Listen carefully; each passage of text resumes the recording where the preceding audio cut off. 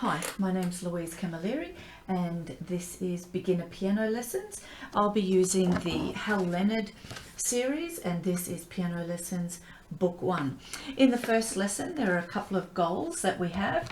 First of all is posture and position at the piano. Second is the beat and the feel of the music, the tempo. Next finger numbers, and then the actual structure of the piano, the white keys and the black keys, and then we're ready for our first piece. So let's get started. First of all, we're going to open up our book to the first page, and it talks about posture and sitting at the piano.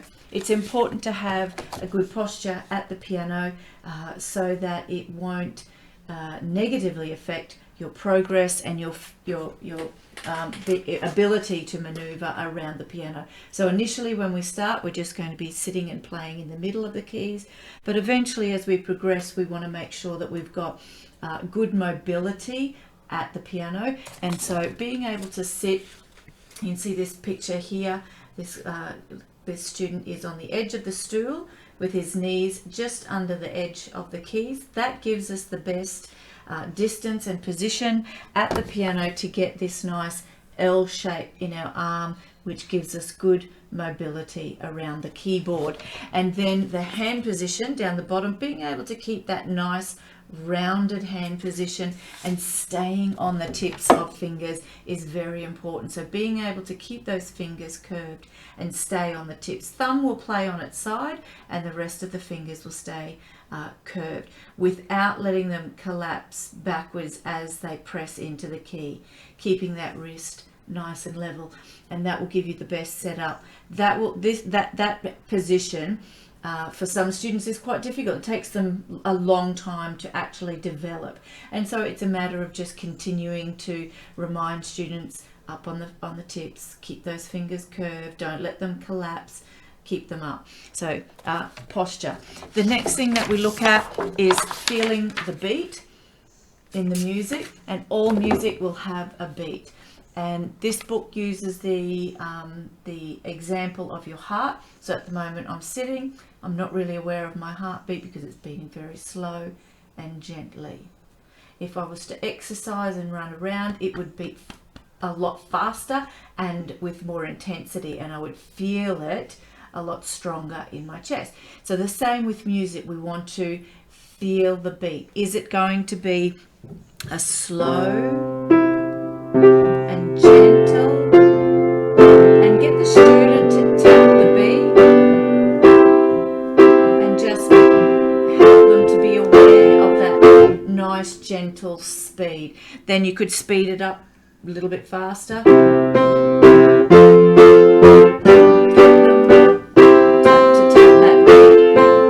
and get them to feel that different speed. You could try it fast.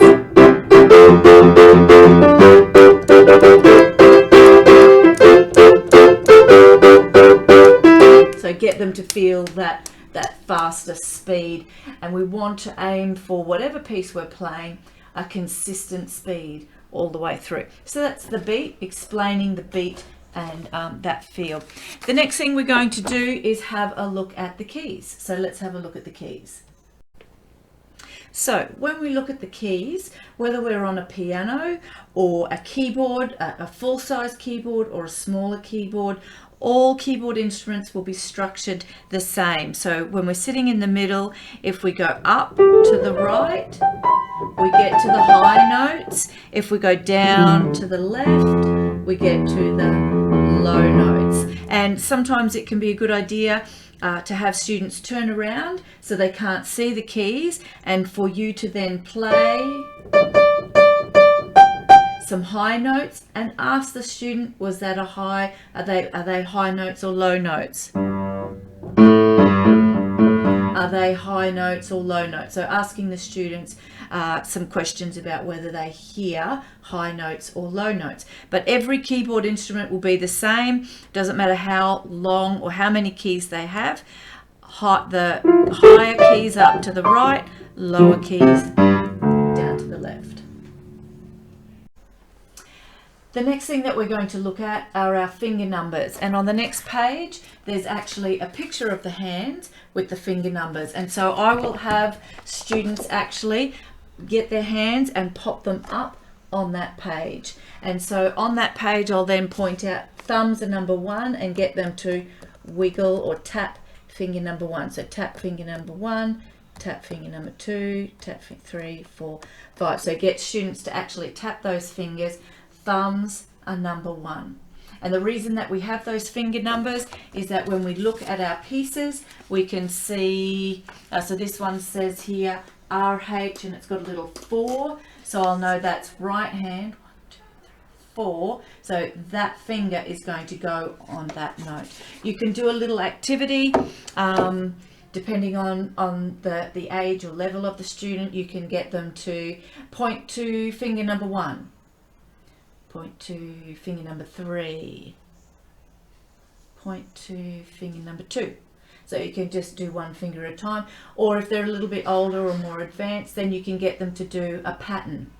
So point to fingers 3, 4, 5. So 3, 4, 5. Or point to fingers 2, 4, 1. 2, 4, 1. So you can give them a series of finger numbers just to make sure that they've really got those finger numbers. The next thing that we're going to do is look at the piano keyboard and the structure and the layout of the keys. So let's do that. So with the structure of the keyboard, let's have a look at the fact that there are white keys and black keys, which hopefully most students will pick up fairly quickly. The next thing is looking at the pattern of the black keys, and I will ask students what the pattern is. Most of the time they will have already figured out that it's in 3, 2, 3, 2. Sometimes they won't have worked that out, so you'll need to help them and just if you put your fingers on there, then hopefully they can see the 2, 3, 2, 3, and they've got that. And on this page, it actually shows you how to have that hand position, so keeping that third finger curved, and it can sometimes help just to tuck that thumb in so that it doesn't collapse. And at the top of the page, it says LH and RH. That's going to be your left hand and your right hand, finger number 3.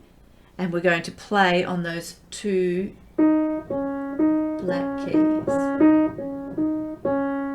And just get them to just find some different groups of 2 black keys. So once we've covered all of that, we're ready to get started on our first piece, which is climbing up. And I love the little description here at the top in the blue box of notes. Notes are a picture of sound. So whenever you see one of these, you have to make a sound. So if there's 4 notes, then we're going to make 4 sounds on the piano, on the keyboard. So down here, it tells us that we're going to play this piece with those same finger 3 and finger 3 in the right and the left hand on the 2 black keys. So I will go over to this first little piece. And it can be a good idea to actually go through the words climbing, climbing up this tree. And I'll point to those notes as I'm singing, either with my finger or with a pencil. I often teach with a pencil. So climbing, climbing up this tree. And then we're going to go up to the next 2 black keys. Higher, higher, look at me. So I won't play it for them, but I will go through it, pointing to the notes and singing the words. So it'll be okay, right, let's have a go. You put your hands on the keys, and so I'll encourage the student to then play. So this is your right hand. I'll tap their right hand so that they know right hand, left hand. Some of them are still learning that. So I'll tap their right hand. Okay, let's put those fingers on the keys, and ready, and climbing, climbing up this tree. Up we go to the next 2. Higher, higher, look at me. Yay, well done. You've done it. You've done it. If they can't get it, they don't understand that at all, then you might need to play it for them. And so you would play it and demonstrate that climbing, climbing. and show them, and then go up to the next two, higher, higher, and then get them to copy and follow after you. Well done, you've done your first piece. Then over to the next page, which is climbing down. Climbing down is the same thing but sort of going backwards. So we're going to start in that same spot that we've just climbed up to. This time we're starting with the left hand, so tap their left hand and point to those notes. Again, it might be an idea just to get with your pencil and just draw a little line so that they can see it's going from the right hand to the left hand, or the left hand to the right hand, backwards and forwards. So starting on the left hand, careful as I'm climbing down you go to the next two. Lower, lower, touch the ground. Yay, well done, you've done your second piece. So they've done two little pieces, climbing up, climbing down, and you can then let them know they can play that whole piece as one big piece. So we're going to start on the two black keys with climbing up, climbing up this tree, higher, higher, look at me, and stay there. Left hand starts climbing down, and back down you go. So the whole piece together is going to go like this. Climbing, climbing up this tree. Up you go. Higher, higher, look at me. Stay there.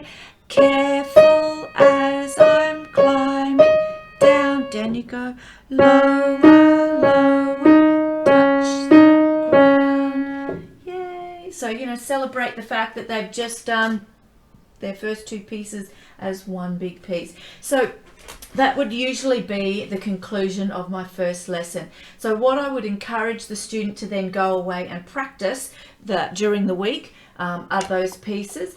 And when they're practicing those pieces, the goal is to work on that hand position, keeping those fingers curved and not letting them collapse or turn into stiff pokey fingers, but keeping them relaxed and having a good hand position, and to keep that beat steady. So we want it to be climbing, climbing up this tree. So we want that to be nice and even, not climbing, climbing up this tree, but sort of all higgledy-piggledy and uneven. So we want it to be nice and consistent. And that would be my first lesson and what they were to practice for the week. So I hope you enjoyed lesson number 1, and I will see you next time for lesson number 2.